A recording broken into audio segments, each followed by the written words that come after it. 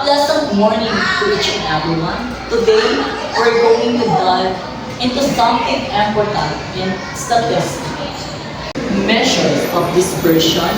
This help us to understand how spread out data is. Think of it as how far the numbers in a data set are from the average. Sir, what exactly do you mean by spread out? Can you explain more? I always wonder that, is it like how different the score of the tests are from each other? Exactly, sir. Measures of dispersion give us a way to see whether the data points are close together or if they are scattered all over the place. It helps us to understand the variability in a data set. There are the three main measures of dispersion. We need to know range, variance, and standard deviation. Let's start with range. Anyone knows what is that? Sir, I do. The range is simply the difference between the highest and lowest values in a data set. It gives us a quick sense of how spread out the numbers are. Sir,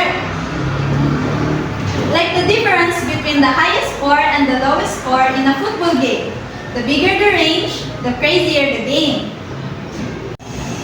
Right, but while range is helpful, it doesn't tell us about how the data is distributed in between the extremes, and that's where variance and standard deviations come in. Variance is a little more complicated. You take the average of a square different from the mean. In simplest terms, you find how much data points deviates from a square in the mean. Wait, so if we have a bunch of numbers that are close to the mean, the variance will be low? Exactly as Spinoza. The more spread out the data points are, the higher the variance. So variance gives you a number, but it's in square units. That's why we standard deviation, it's just the square root of the variance. It puts the result back in the same unit as the original data. That makes sense. So in football again, if most of the players have similar performance score, the standard deviation will be low.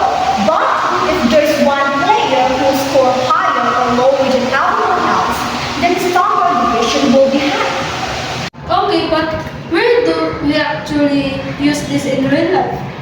Can you give me an example? Well, take the stock market. If the stock prices change a lot, the standard deviation will be high, meaning it's very volatile if the price is steady. The standard deviation will be low.